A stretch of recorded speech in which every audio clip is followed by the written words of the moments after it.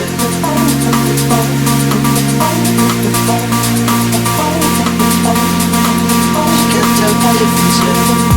what you're coming for. Hi guys, and welcome to another episode of Brunch Club by Buelle. It's me, Molly and Gemma, and we've got a hot topic at the minute, and it is men's mental health. November is the month for it, where everyone likes to speak about it and bring it to notice. So today we've been joined by someone who works for a charity highlighting mental health and awareness. The charity is called Tommy, and our guest is called Joe, and he's a manager for it. So hi and welcome to the show, Joe. Thank you very much, ladies, for having me on today. No problem. First and foremost, can you just tell us a little bit and the viewers about Tommy and what you do? So Tommy is tackling awareness of mental health issues, and it's named after my friend Tommy Tucker McLachlan, who died by suicide in 2009.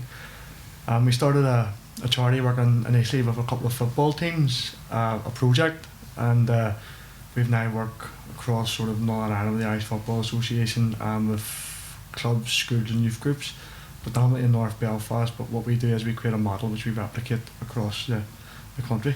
Yeah, and is it just you doing it?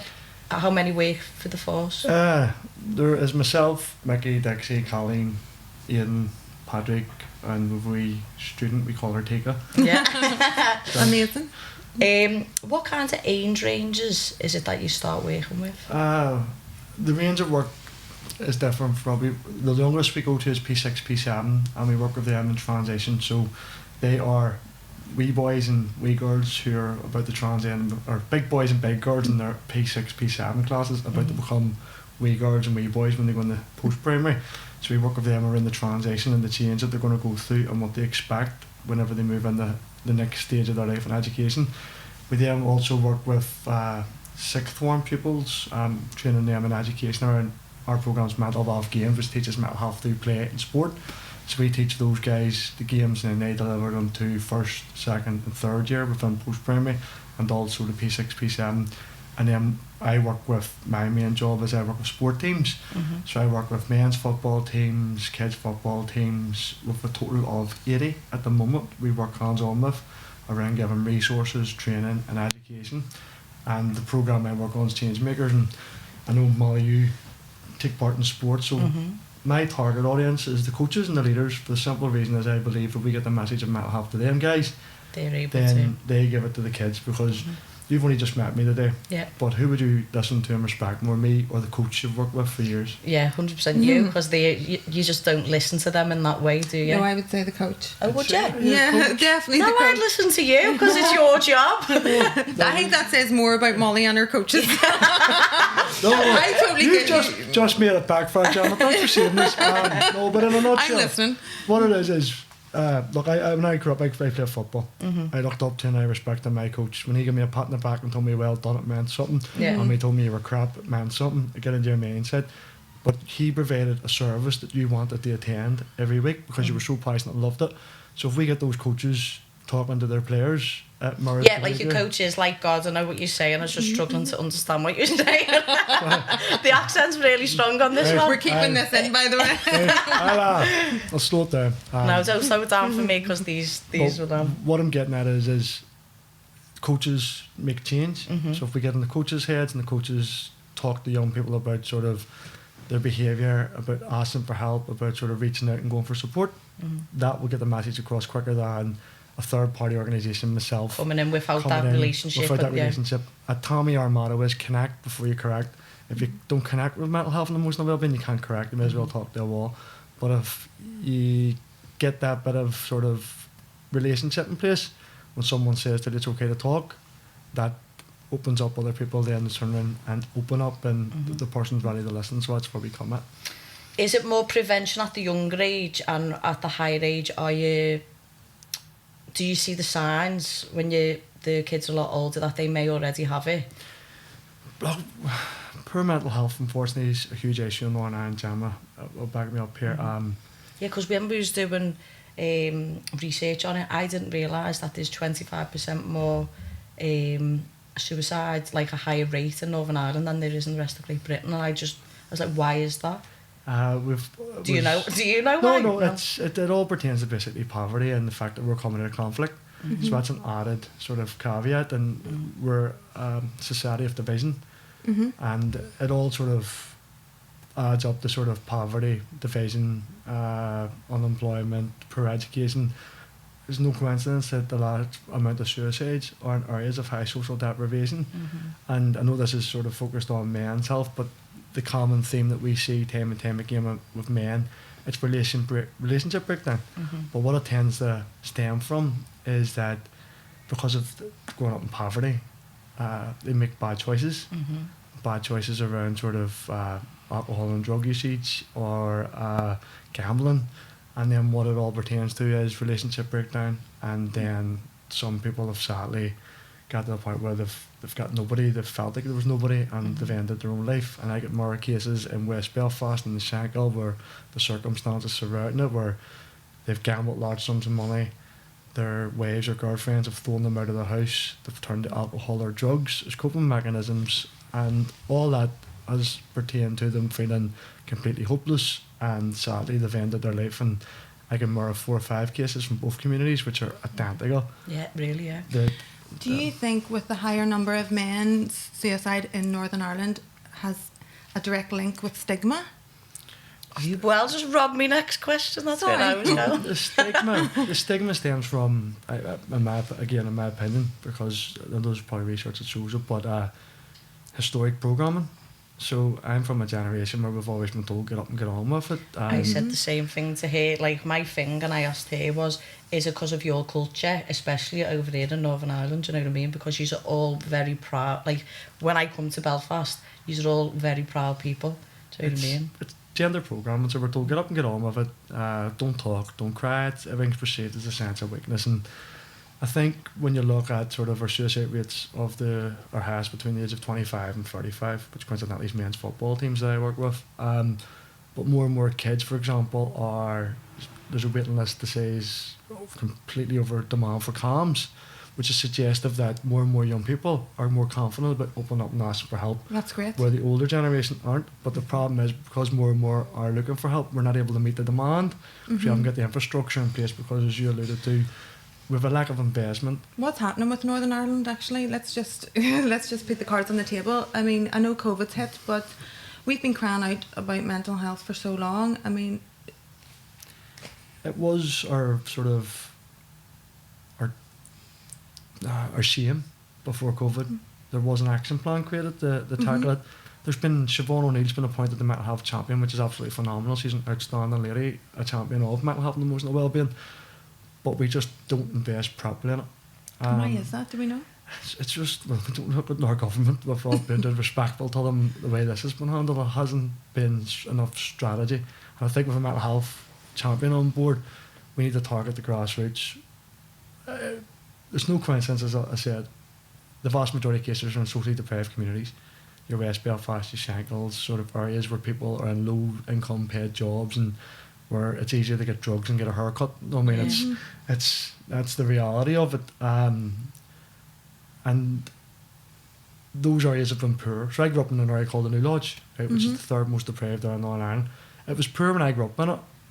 It's still poor now, but post the peace, the Good Friday Agreement, there was supposed to be this thing called the peace dividend, where all this money came in from Europe and it was supposed to make areas like ours better, create more opportunities for people and instill a sense of hope.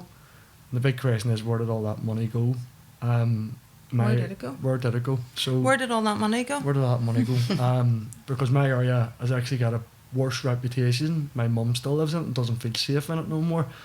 And there's still a large amount of suicides and a real sense of hopelessness. Now, I don't think it helps Rihanna wrote the song Hopeless Place. I was just about to say, that's where She shows me all the time, walks me past the chip, and there's the estate there, and there's the chip shop. Right, so that's Rihanna wrote the song about it and it sort of marred the community. Now I'm trying to, I'm passionate and proud to be from a New Lodge. I've always saying, look, you're not a product of the environment, you're the product of the choices you made in it. Molly, you told me a wee story just before we came in, and if you want to share it, you can share it. But we can either go up and look outside the window and say everything's crap, the New Lodge is crap, I'm going to have a crap life, and succumb to it. Like, you turn around and say, you know what? I'm not having it. I'm not having it. No, I mean, there's good people and there's good groups. A sport, I used to do it. Football was my sport. my sport club, St Pat's Football Club, was a part of the saving grace for me before I started playing for them. I'd never been out of the New Lodge, but they took me on a bus to Mollusk, which when you're a 10-year-old kid, it seems like you've travelled for like a million miles away, but it's like 20 minutes up the motorway. Right? But you might have seen there was grass. It wasn't the stuff you smoke. It was like proper stuff. That's green. It's green. But we went up and you felt part of something, the connected being a team. And you like I said, the coach are telling you about managing your behaviour, your discipline, and we mentioned that, and instilling a sense of values in you to be a good young man. And turn around and say, here, if you want to come to football on a Saturday morning and you've been doing X, Y, and Z and you're not on a getting Friday the night, top on, are you? you're not getting the top on. Yeah. And someone telling you is at the time, you're, but then you look back and you go, well, that was good. And then when you go in the school and you've got teachers that genuinely care, because what annoys me in communities where I hate school, right? Now, the amount of kids have told me I hate school, and you actually like that's delve into it, because if you hate school, you're going to have a bad experience. You hate certain teachers, but you're letting 2 or 3 teachers in a name mar your whole educational experience. You're judging your whole education experience on what you don't hate. Focus on what you do like, and you'll do better. So it's those mindsets we're trying to inspire in these communities. Just positive mental attitude. Positive mental attitude, acting positive. But the thing is, when we go to men in those areas, like it's been decimated by COVID at the moment. So I can just see, like I have a lot of friends who are taxi men, and I mean they are rock bottom in terms of their mental health and emotional well-being. And I can't, as a mental health advocate, turn around and say, exercise, go for runs, and eat your 5 a day, and you'll be alright. Exercise where, by the way? In the middle of COVID, because the gyms are closed. Right, you go. Have you had to come up with a different strategy? Because one of my next questions was talking about COVID, like with bringing in, like, you can't play in sports teams, or you can't do this or you can't do that. Are you sat down thinking, like, what strategy can we put out that's digital or that people are going to be able to get hold of? I'm currently putting out stuff for men's football teams around short videos with mental health information attached to the site. So it's like me talking, and then like a mental health information at the site, because we physically can't hand out information anymore, and we're circulating it through WhatsApp groups.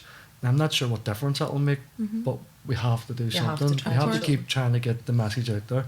It says the statistics in Northern Ireland, 1 in 5 adults have poor mental health, and a new research paper showed 1 in 8 kids have poor mental health. And then throw COVID on the top of that. COVID's just exacerbated everything. But if we go back to even before COVID, it was our number 1 issue. We're going to address it, and I would have loved to have seen the same attention given to it that's been given to COVID. This is all that we're talking about, isn't it? Do you think we're heading for like a public crisis with mental health? I think we already had a public crisis with mental health, but COVID just created, as I said, the COVID curtain, just covered everything. You think the amount of deaths are reported with COVID?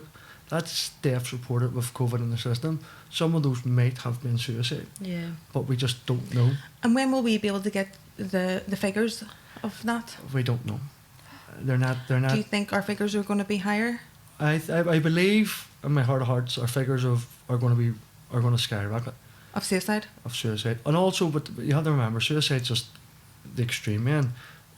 Big issues, I know this isn't focused on men, but the big issues with ladies is self-harm. Massive issues amongst young girls in particular we're working with, and all triggered by, I know you're going to be doing a show on trolling soon, but it has created an environment where young girls are self-harming, and we've got working with schools where they've been encouraged to put like elastic bands on their wrist to flick. And what was we watching? That was on that was on a film, weren't it? Like when you're starting to feel stressed, just ping. It was on Ratchet, I think. Some of the advice against, but we know some young ladies, unfortunately, where they're doing that rather than cut, and it's all been triggered by the anxiety related to the stresses that are coming from home. So their mummies and daddies are on furlough, which might sound brilliant, but if you love working and you're sitting stuck in the house all day looking at each other and you've got all these restrictions. Furlough would be my worst nightmare, so I would hate that. It's creating this sort of atmosphere within homes. Domestic violence, believe it or not, is on the rise. Again, I'm unfortunate to know of a couple of ladies that have been affected by domestic violence because they've been stuck at home with partners who the work would have been the opportunity to escape. And we're getting our eyes open to real... We knew there was real issues, but we're getting real dark issues which are starting to become apparent. And like I said, I've got friends who are taxi men who it's costing them more in petrol to drive their... To drive, like my uncle's, it works for Uber, and it's costing him like £80 a day to pay the shuttle, to pay Uber, and to petrol before he's even made a bean. Do you know what I mean? And it like they're all self-employed, so it's a real... And I go back to what I was saying about the relationship breakdown, the biggest killer of men. You think, right, all these fellas, I know loads of them, who've worked their whole lives hard, they've never took money off the state, they've just been taxi men, they've been earning decent income, decent livings, they're now struggling to pay for their families for Christmas, pay mortgages, keep roofs over their head. And what it's going to cause is it's going to cause a lot of stress. And this is where trauma within the family, which then might result in them being sort of removed from the homes, fighting with their missuses, fighting with their families, and then they turn, again, within the environments that we live in, because of poverty, all the social issues that go with it, sort of unemployment, and then they've nowhere else to go, they've drug and alcohol, or like that if you want it, and then all of a sudden it'll all spiral. And I can see it happening already. I can see some friends I've spoke to and got connected with help and support recently, but they're saying, well, I'm talking to them, and it's okay to talk, it's brilliant to talk, and that's a brilliant message, but are they going to pay my mortgage? Are they going to feed my family? Are they going to... And when it comes to mental health and emotional well-being, I'm having to be very careful with what message I put out here, because I can't put out the goodbye message, oh, meditate and you'll be alright, ride your bike and you'll be alright, go for a run and you'll be fine. No, at the end of the day, you've worked hard your whole life and someone's stripped that from you, and they haven't compensated with what you deserve to get that sense of self-worth, so they're feeling worthless. And it's a real tough one at the moment, and it's the sort of role as men, like our historic role as men as the provider. And I know it's all changed. No, but I think like a man would be proud to be like, I'm bringing home the money. Could you imagine a strong-willed man like that having to take money off his wife, or like to lend money off an auntie or someone else's? Or go and sign on. I mean, that's the most after working your whole life and being independent, like that's soul destroying. It's soul destroying, and this is what's happening time and time again. And like I said, we're trying to do a lot of work around kids, like I said, in schools and youth groups, and trying to create better young adults that are more resilient, because we promote the message it's okay to talk, it's okay to cry, it's okay to ask for help. I've done a talk the other day with PricewaterhouseCoopers about sort of toxic masculinity. So what does masculinity mean to you? And it's sort of the behaviour of a man. Like this, that was a bit. I just think it needs to be completely taken off the table. Was it still the same? Are kids nowadays still thinking a man is what we thought it was when we was kids? No, it's completely changed. We now have we have so much diversity in society now in terms of cultures, identity. Young people want to identify as different sort of sexes or genders, which is all perfectly fine. But what it has done is the system hasn't progressed to accommodate that. So in a school system, we've got a young male who might want to identify as a woman. The school system don't know how to properly handle it properly, because it hasn't progressed. It's still a medieval sort of Victorian sort of boy-girl system. And then we have the role of a parent has evolved, where and teachers tell me this all the time. Whenever we were kids, if we did something wrong on the phone to a parent, you got a clip in the ear. Your mum came up and hit you a slap, or don't disrespect the teacher. But now the parents, the dads and the mums are coming up, they want to beat the teachers, and you're like, where in society is things transcended? And we look at the whole. I think that's a real issue that you've just touched on there. I mean, if I got into trouble at school, I mean, you were terrified to go home or the school to phone your but now, you know, the parents are up. It's like, go on, ring me, mum. Isn't it? They went out the mobile and go out phone her for you. Kind of on FaceTime. They're just more brazen now, aren't they? Who funds your charity? At the minute, I'm funded by the National Lottery. So my programme I'm working on is Changemakers. We're working with 80 groups. We're sending them information and resources, and we're saying, Molly, what do you call your gym? Next generation MMA. So Molly, you're the next generation MMA gym representative. I'm going to get you all the information, and I'm relying on you getting a wee team of people like to get that information out to everybody within your gym. And it comes through videos, resources, information, which will be circulated through your WhatsApp groups, your social media feeds, and if anybody wants to come back and ask for more, we can get you more. And what we do different is we stick your logo, your graphic, and everything about your gym on it. That my logo, Tommy's, just down the bottom somewhere, just to say we made it. But it's the whole connect before you correct. If it comes from your gym to your gym people, they'll read it. If it comes Yeah. from Tommy, who's that? Yeah. Do you know what I mean? So it's about that relationship, and it's about fighting change makers like yourself within your setting to get that message out. So Lottery Fund that I can't pronounce it, but Escaleskia fund our new youth officer. He will be going in January onwards, working with the Education Authority in North Belfast, and we're going to be training up all the youth workers in mental wealth games, which teaches mental health through play and sport. And When did that start? we've been sort of, the ball's been rolling for a while now. We've been Is this only in Northern Ireland, or is this like... No, this is that we've a program called Mental Wealth Games, which teaches mental health through sports drills. It can be a multi-sport game or it can be customised. At the minute, it's customised for football, GAA. We've tweaked it slightly for boxing. We've delivered it once for boxing in Monkstown, but we need to make it a slightly better. But we need that sort of expertise. We're all football coaches and GAA coaches, so that's our... Mental health's massive in that also. Like, I think that you're like, that's a nugget for you if you can The games approach has been our USP. So like, you walk in the kids and young people and say, "Do you want to, like, me to sit and talk to you for 20 minutes? Or do you want to do a game?" Yeah. So I'll give you one of our games. You want to do 12 next week. It's called Bully Run. So we... Do you want to play? Yeah. I can't play it here, but I'll give you can visualise it. So we create... we put up 4 pop-up goals and create an obstacle course. And the young person has to get from A to B. And what we're saying is every young person in the world is entitled to get home safe. So they just have they should be able to just walk home from school to their home safe. So we get them to go to 4 nets, touch each net, but everybody on the other side has all dodgeballs and throws the dodgeballs at them. So they're all scared. When they crawl up, they talk to us at the end and say they felt isolated, they felt fearful, they felt scared, they felt frightened, and tell us all the emotions they feel. And then we tell the group who were throwing the balls at them, that's what bullying does. Do you feel good making someone feel that way? No. What do those balls represent? Verbal violence, cyberbullying, and we talk about the different types of bullying. And then what do we do? We ask for help, and then that person, the second time they go and try and do the obstacle course, have a wall of people backing them up because they've opened up, they've talked about it, they've got support. Now we do all different games around mental health, resilience, anti-bullying, overcoming hurdles of life, problem overload.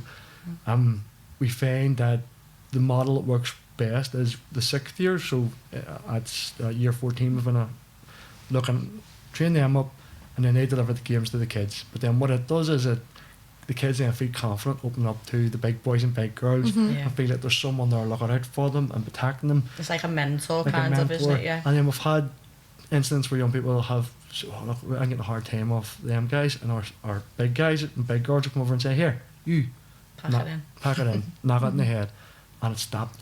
Because a bully will target someone that they think's vulnerable, but if there's these big girls and big boys looking out for them, it creates a culture of support. So that's the type of stuff we've been doing in schools. We do the same as sport clubs, but we make it sport specific. So it's modified for, it's a football drill or a GAA drill, but against the coaches, backed up by some young sort of leaders within their clubs, delivering the sessions to the kids. The kids are then sort of, "Oh, we didn't know what that was mental health, and we didn't know it was resilience," and it goes back to parents, and all of a sudden the conversation stems from a club, from a source people rely on, people look up to, people respect, and people trust. Yeah. And that's the mythology that we deliver around sort of getting mental health out into the public. For any of our viewers watching who are parents, what should they be looking out for with their young kids? We have an acronym called ASPORT, so for awareness, 2 weeks or more. Are your young people socially isolating? So it manifests itself in they're physically not there, so they're not coming home, or they're not going to training, they're not showing up at things, or they're picking off school. Or are they there but they're not there, so that they seem distant, they seem like they're not interested. You can tell just their Demeanour, isn't it? do you know what Yeah. I mean? Their demeanour. So they're isolating themselves, they're not getting involved in things, they're not getting involved in conversations within whatever setting it is, be it school, youth group or home. The next one's the physical health. So are they gaining weight rapidly, losing weight rapidly, which I know we had a conversation coming in about a young girl who was sort of made fun of because of her weight, and all of a sudden she started to starve herself. And I mean, that thing's unfortunately happening time and time again because of social media. People are trying to live up to the image that they put on That isn't real. online. That isn't real. That's like an app anyway. Isn't So it? physical health, also scruffiness. If it's a male, they're looking run down, shaggy, lack of sleep, or are they stinking? I mean, smelly pits, armpits and stuff. The next one is obvious changes, so self-explanatory. Are they teary, moody, irritable, lashing out? Those are the things we were looking out for, because a change in behaviour should prompt you to ask what's wrong, what's causing it. Reacting the wrong way in a sport field, well, if I know this one, is... You should have seen me when I used to play football. Whack! That's it. Lashing out. But historically, I work in men's teams, right? Historically, if you go on intensely to try and hurt someone, and men team, it does happen quite a lot. And I'll give you an example. There was a fella who lost £400 in the bookie, and the manager knew he lost £400 in the bookies before he went on the field of play. Now that's £400, that's a week's wage, that's your family, your mortgage, and it's just going to cause a lot of trouble when he goes home. Even on tried to break a fella's leg. Did he get pulled off? No, he got sent off, but what I'm getting at is he reacted the wrong way, but the manager knew. So it was But his can I duty just of say, care. and I don't want to get off topic, but I think there's a fine line with being an absolute dick and mental health. I don't think that you do know. No, it's no, but reacting the wrong way is that's a behaviour that's triggered by something. So he reacted the wrong way, and we see that time and time again within a sport field. So Molly, as a sports person, have you ever reacted the wrong way? Right? So something's happened, you've got really pissed off, and you've just got up It's and not even on a sports field. I could just be walking down the street, you know what I mean? But you lash out sometimes, but it's there's something behind that behaviour which you need to say, okay, why did you do it for? And in tough times, we've all gone through periods of poor mental health. Just to be clear, there's a massive difference between mental illness and poor mental health. We've all lost people that we love. Fair enough. Yep. Consider now when someone passes away, we will go through a period of poor mental health. And it's about sort of working with other people who are going through similar grief to support each other through that. But it's tough times. We all encounter tough times. This is a tough time. COVID's a tough time for a lot of people. And I totally get what you're saying. I spoke about this on International Women's Day, where I see young girls saying, oh, I'm depressed, I have mental illness. Why? My granny died. No. When your granny dies, you're supposed to be sad. That's fine. Yeah. That is normal behaviour. You're not depressed. And people are just so quick now Attaching to themselves say to that they're depressed, and it's taken away from the people who really need support The and help support. in Northern Ireland. so the only person that can tell you you're depressed is a medical professional or a psychologist. If you can get an appointment. If you can get an appointment, well, that's another thing. But a lot of people just Google, I'm depressed. Every single one of us will go through periods of poor mental health. None of us are superhuman. We will all be affected by a trauma, which will trigger it. Some traumas are more extreme than others. So the general one that I always use death as if it's sort of it's the main one that every single one will experience at some time in life. It's inevitable. We will always lose loved ones. But it's grief and sadness is Gemma said. It's not. You're not depressed. Well, It's normal reaction. But see, here's the thing. If after 2, 3, 4 weeks it's disrupted you to be able to live your day-to-day life, then you might need to go and get a bit of help and support, and you might have depression, but a doctor will have to basically carry out the relevant assessment to determine it.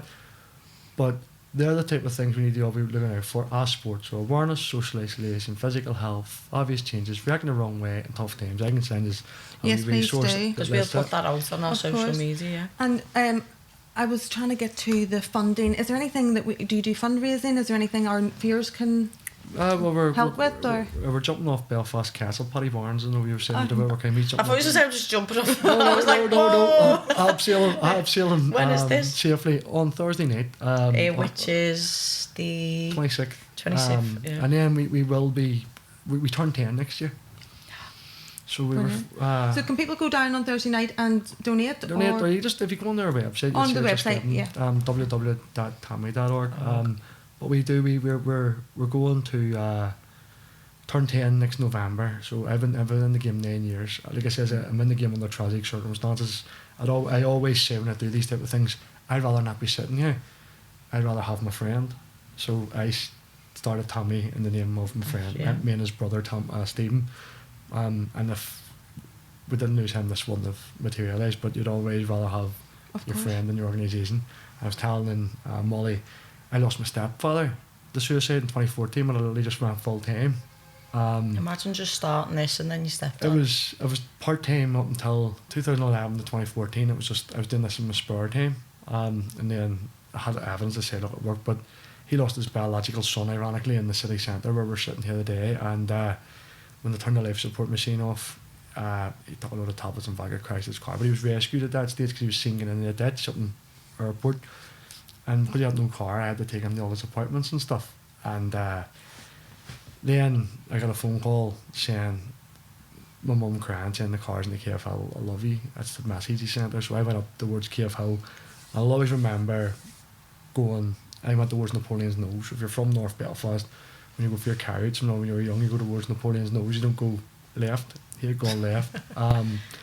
And I remember I was up shouting his name everywhere over the KFL, and the police had to literally come up and drag me down because the mist and all was coming down. It was really thing then. Sadly, he passed. But it was then I had my thing that when we talk about working with men, this is part I connect with him. Yeah. Is a girl called Joe Murphy, he was the manager of Lighthouse Mental Health Charity, hit me a slap in the head whenever a couple of days later going, I was just in void looking at my computer, and says, look, you've just been bereaved by a suicide, you need to get help and support. And my counsellor was called Catherine. After 2 weeks of bullshit now, because even I tried putting on the big macho exterior going, I'm alright, I'm okay. But she gave me a football analogy, and this is analogy we probably apply it to the ring as well. She says, do you ever walk on the field of play but give it your all but still lose? I says, yes. He says, would you not rather always walk off the field of play with your head held high, knowing I tried my best? He says, Joe, sometimes you're going to win some, sometimes you're going to lose some, but the one thing you can control, and only you can control, is your performance and what you do and your effort. And it was then, afterwards, my whole mindset changed to, that's all I can do. I don't have a magic wand, so I can't go about and go, right, I feel depressed and I feel sad. There you go, you're saved. What I can do is I can give advice, I can give guidance, I can connect the service and connect the support. Ultimately, do everything that I can for that person to try and inspire them to go and get help and support. And I can sit here today proudly and say that I've saved lives by taking that approach and by telling that story, and particularly in a football setting, you could probably navigate it for give it in the ring and give it your all, but still lose. Like my last fight, like literally gave me whole self to it. But then you can come away, like you say, you come away and you go, well, I'm not going to feel bad because I've gave an honest account to myself, so that's all you can ask of yourself, isn't it? You should be so proud of yourself and the whole thing, and I know it's under circumstances that you would never have wanted, but think of the lives that you probably have. That's it. But when you tell men in particular, so when I tell that story, mirrors, so when you show vulnerability and you tell your story, exactly the same back to they you, do the same. Same when you show aggression, they show aggression. When you show vulnerability, tell them your story, you get. The amount of times I've got in there, towards the end of a session, Paul, can I have a word? Look, I lost a friend or something bad's happened, Tommy, can you give me advice again? Because you've did that, you've inspired them to change their mindset to go, well, I'm not a big macho man, I can talk. This fella talked, it had a good outcome for him, maybe have a good outcome for me. And that's how we go at it. Yeah. And anyone watching today, what would your advice be if they're feeling low or... I says, I'm going back to the one of patronise anybody because we're in the most sort of unprecedented times. I've heard that about a million times, right? Unprecedented is the word that we're using. But there is genuine, there's support out there for groups. There's the St Martin's and Lifeline for 24 helplines. There are some amazing groups. I always advocate support local, and that basically means within your locality you'll have a mental health group, and it's made of people from your community who live there, grew up there, who understand the issues relevant to that certain community. And if you connect with them, I always find that the groups that I work with tend to do a bit better. The people I work with tend to sort of connect better because they're talking to someone from their community that understands the issues their community face, the dynamic in Northern Ireland, sort of rural, urban. They know, for example, in urban communities what it's like to living with nothing around you, but who they can talk to, who they can speak to. So it's about connect with your local groups, connect with 24 helplines if you're feeling rock bottom. We'll pop these up on screen as well anyway. And then the other thing is I know you're going to have politicians in here next, is keep telling those guys they must do better. They have to do better. We're about to lay into them, aren't we? They have to do better. And the group you're coming in actually are advocates for mental health. They are, yeah, that's why we picked them. But we need to do better as a society. Yeah. Joe, thank you so much for coming in. God bless you and everything that you do. It just puts everything in perspective. You know, you think you're doing a job, but you guys are really doing an amazing job. Oh, it's brilliant. You really using this as an opportunity to sort of highlight the issue and create a bit of exposure, so I appreciate your time too. No worries, thank you. Colin McGrath from SCLP, thank you so much for being here today. As you know, we're talking all things mental health. It is November Mental Health Awareness Month. We're very aware that it's not solely your problem, and it's not down to you what's going on with COVID. But we did ask our viewers what they wanted to ask you, and we have a million questions. I can understand, yeah, sure. No problem, yeah. So it's not a personal attack, Sure, but no, that's fine. First of all, do you want to just tell us what you do? Yeah, okay, so I'm an MLA for South Down, which covers this, and I cover the sort of Downpatrick, Newcastle area. And up into the Mourne Mountains, so I get sort of most beautiful part of the country, which is great to look after. And yeah, I also sit on the health committee, which is where I get a lot of my information and understanding for the issues that are happening, especially COVID, and I hope that I might be able to help with some of the questions that people have there.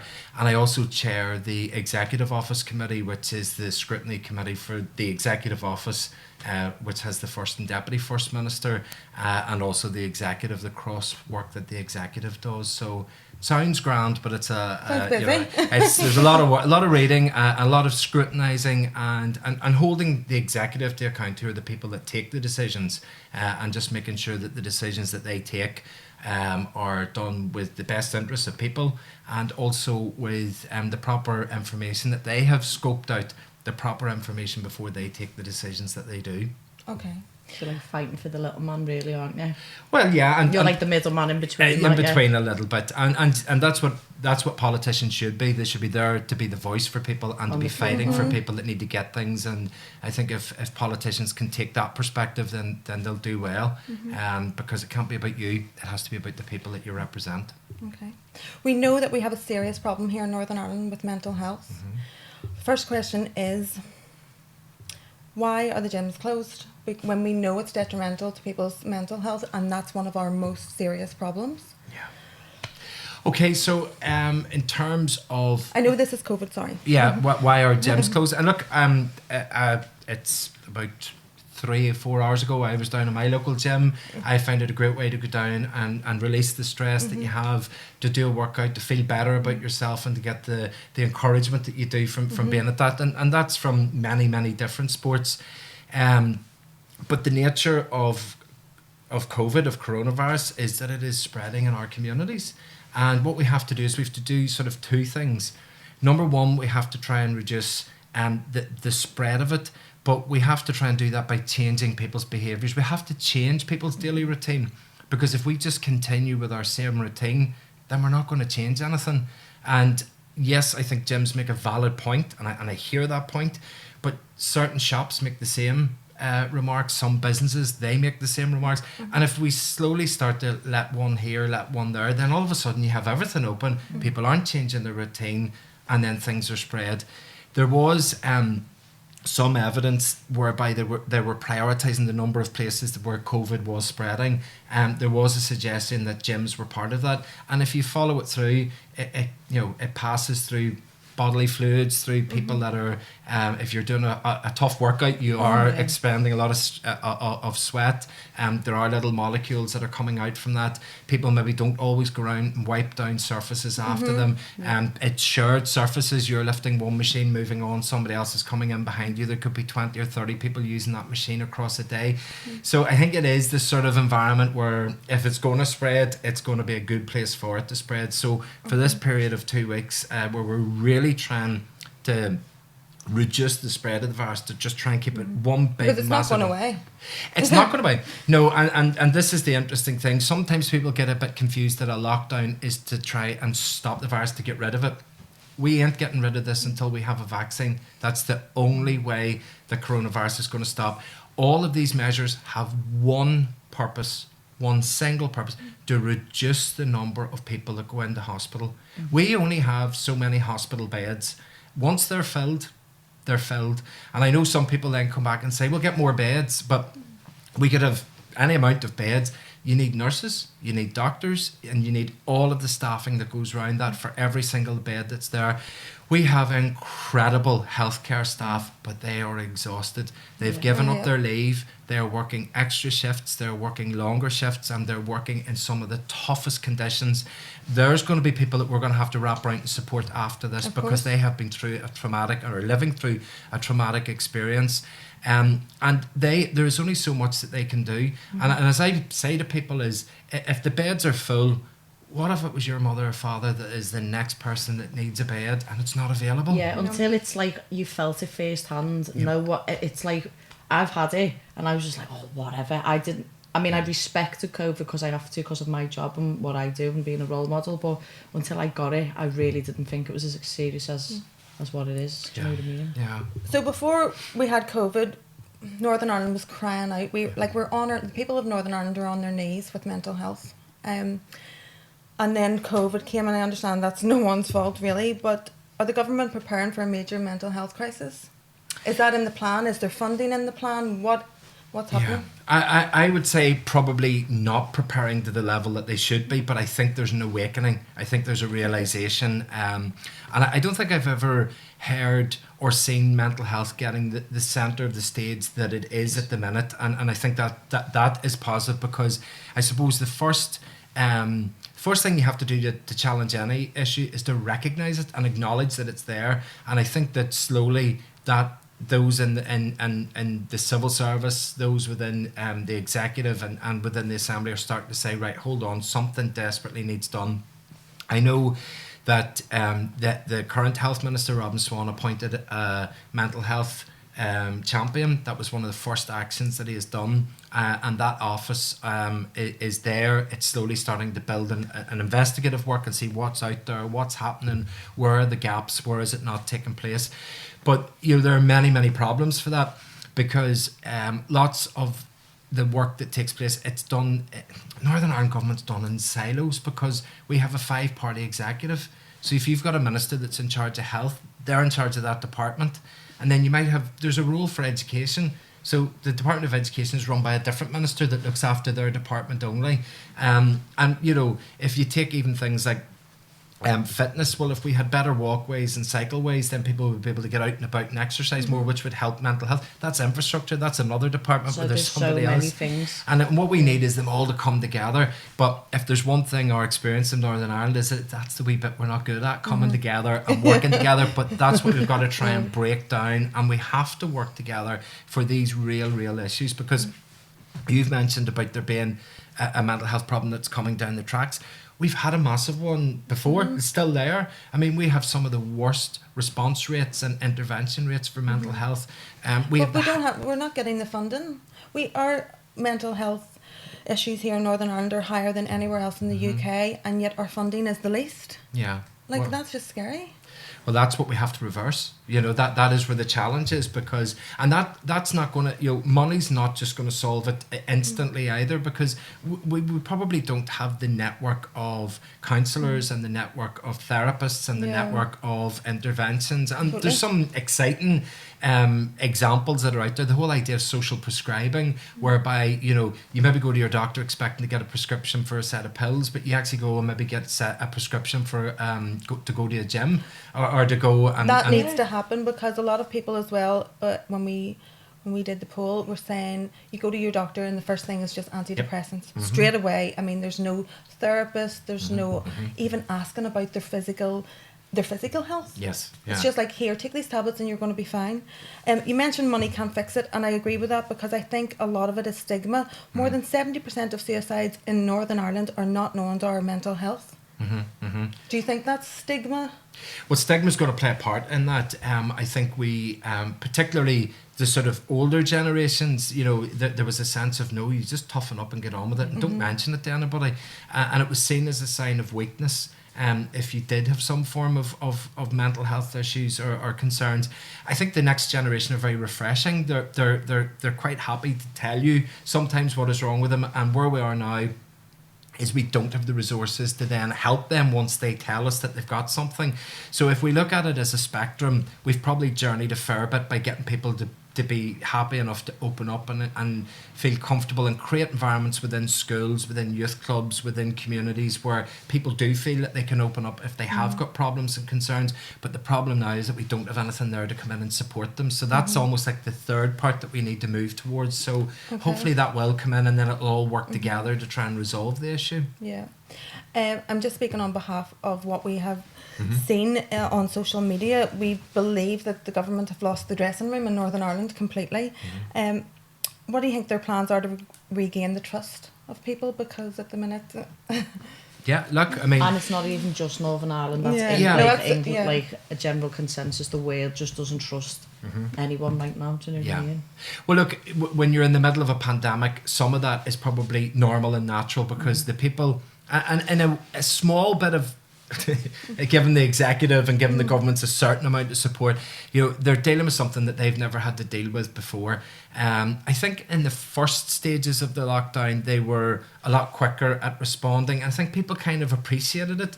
They were sort of saying, you haven't had to deal with this before. You're telling us what we need to do. But then as time has gone on, people aren't seeing any change. It's just like it's accepted now. That Yeah, isn't it? and it's like, well, my business isn't able to open. It's not able to function. I'm not able to earn money. I can't pay my staff. My staff aren't able to then go to their shops and support people in the local areas. After a while, that will start to grind people down. So I understand that. We have a worse problem. Like last week in Northern Ireland, it was just an embarrassment. I stood in the assembly and said that this was an embarrassment, the way that using a cross-community vote in the middle of a pandemic to deal with issues to do with the pandemic. I feel as if we're a laughingstock. Yeah, it's not very edifying, as one minister said, and it doesn't do us any good. So I think we need to get moving beyond that. I think they did. I think the executive ministers, I think they heard what people said, and that was incredibly important. People need to articulate and shout whenever they see that things aren't being done right. Their voice is heard, because look at how there was a complete turn and things were turned around. But we need to hear an executive that works together, because if we work in a common purpose, then we're working in a strength to try and challenge the same issue. It's not an orange or green issue. It's a pandemic. Okay. Let's Like, get people in are and so challenge sick that. of that. Absolutely. Like we really are sick of that one. Yeah. I'm really concerned that we're going on to the COVID side, Sure, but sure. these are the questions. Is COVID more important than mental health? I probably not fair to put it in that tone. I mean, Sorry, these are questions. These are questions. I the amount of understand. people that said that exact question. Yeah. Do you know what I mean? And I get that. Is I hear is COVID. Is our business is more important than schools? Or schools more important than community sector? Or exactly. our off license is more important than chapels. Look, that's understandable. People are going to compare, but it is something that's taken in the round. COVID is something that is. If we don't control the numbers of people that have COVID in society, then the hospitals will be overrun. And the difficulty is that once the hospitals are overrun, then what's going to happen is people are going to be arriving at the front door at an accident emergency, and somebody's going to have COVID and can't breathe, and somebody's going to be having a heart attack and can't breathe. Which person do you pick to then save? And that's the sort of difficulty that we're going to end up putting the health service in if we don't control it. So right here, right now, we have to control coronavirus. If we don't do that, then our hospital system is going to collapse. Now, I could go into a whole other issue as to why they're going to collapse. There's been years of underinvestment. We haven't, delivered proper health service. It didn't have much slack in the system, and therefore, when something like this has happened, it's almost fallen apart. So it's exposed that. And I hope, again, if we look to legacy issues from COVID, I hope that this is one of the things that we do. We need to have a health service that is responsive, is capable, is flexible, that it can deal should something like this happen again in the future. Is mental health more important or less important than COVID? No, they're both important. And But what we need completely to different fundings. different fundings, but I think what we have shown ourselves maybe through coronavirus is that when we put our mind to it, we can deal with something that's a big issue. I would say if you'd said a year ago that that there was a big issue like coronavirus, would you be able to deal with it? I would have been going, no, they're not. There was no way they could borrow billions of pounds and restructure and rechange it. They've done it. Now the challenge So they is can't go back now. When No. Yeah, so next year, if COVID ever goes away, we can borrow money for mental health. We can borrow money for. Well, the economists would slap me for saying that. Like as I say, you can't keep borrowing money. But I think we've proven what we can do to try and challenge a big issue. Because now this is just in my own head. There's no. I'm not a doctor or a medical scientist.